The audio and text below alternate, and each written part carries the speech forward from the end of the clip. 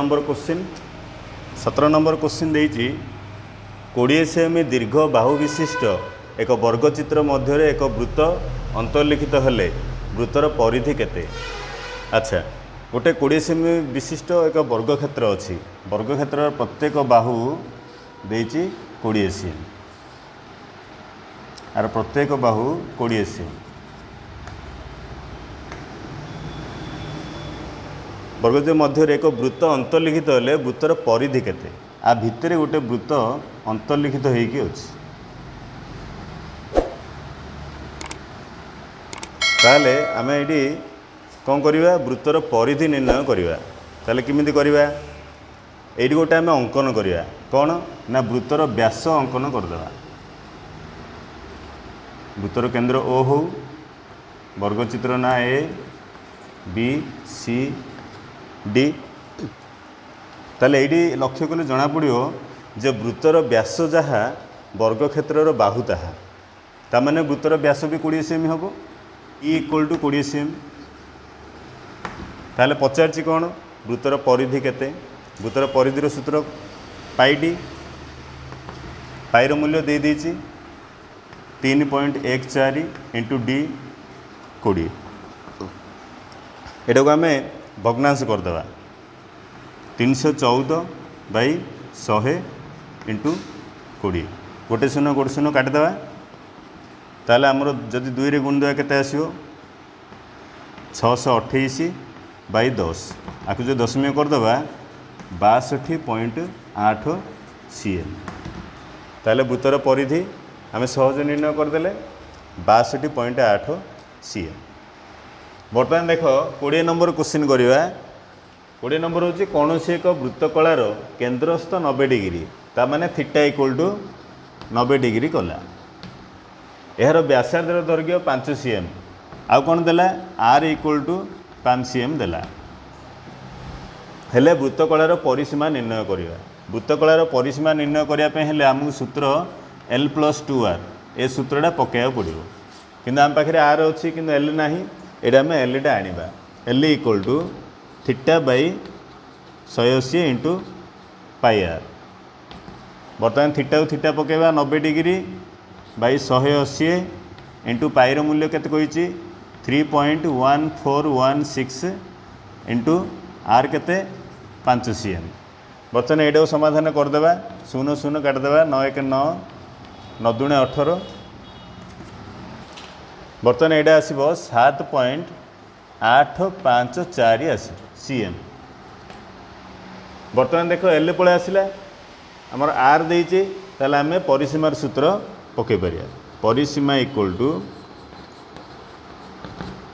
L+2R equal to L केते हिचे आमर 7.854 प्लस 2 इंटू 5 ताले आमर आसिला 7.854 प्लस 10 ताले आसीबो 17.854 cm बर्तमान वृत्तकलार परिसीमा 17.854 cm हम 21 नंबर क्वेश्चन करवा 21 नंबर टी भल भाव बुझा कौन से एक वृत्तर एक चापर डिग्री परिमाप 40 डिग्री एवं अन्य एक वृत्तर समदैर्घ्य विशिष्ट चापर डिग्री परिमाप 60 डिग्री हेले उभय वृत्तर व्यासार्धर अनुपात निर्णय करिया देख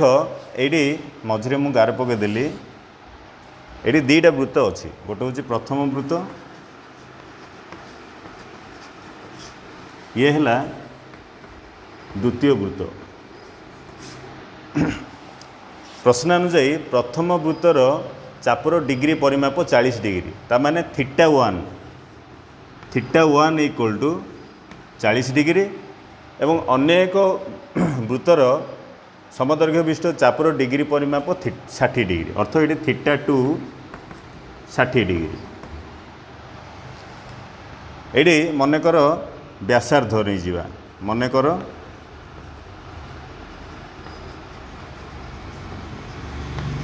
व्यासार्ध R1 प्रथम वृत्तर मनकर व्यासार्ध R1 आर मनकर व्यासार्ध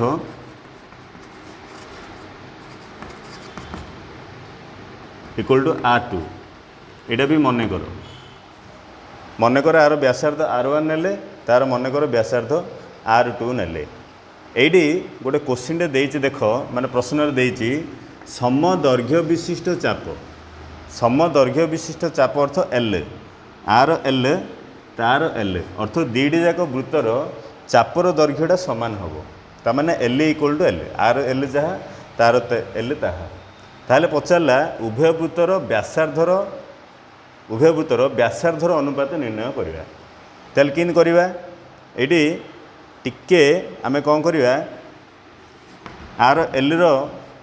फॉर्मूला पकेकी आनिबा देख मुझे L रो फॉर्मूला पकेबी L equal two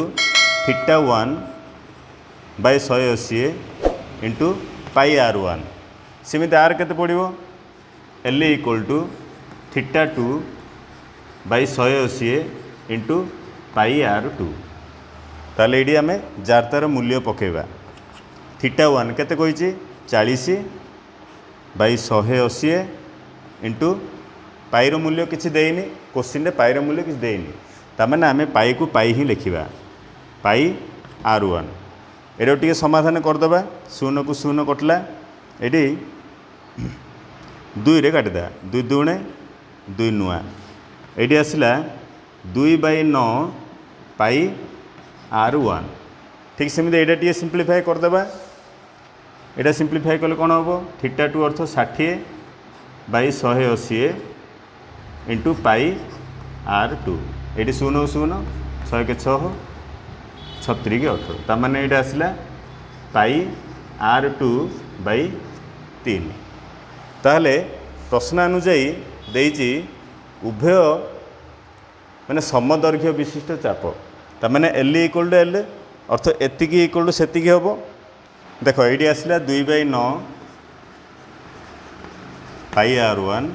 equal to 1/3 pi R2 कहीं ना समदैर्घ्य विशिष्ट चाप प्रथम वृत्तर L एतिकी आसला द्वितीय वृत्तर L एतिकी आसला ताने एति इक्वल टू एति हम ये आम समाधान करवा ये देख ये मु पाई की पाई काटी दे पारी पाई पाई कैनसल होगला ये 3 1 3 3 3 की 9 आसला ताने ये केते आसला 2/3 R1 इक्वल टू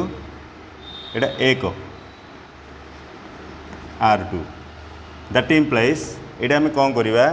R2 आम एपटे आनिबा 2/3 सेपट नहीं जावा ताने एपट रहा R1/R2 इक्वल टू 1/, एटा केते जीव एटा बाई भी हो 2/3 that implies R1/R2 equal to एटा उल्टी जीव 3/2 ताने ये पचारा व्यासार्ध द्वयर अनुपात केते आसला ताले दैट इम्प्लाइज R1 अनुपात R2 इक्वल टू 3/2 ये हूँ आंसर।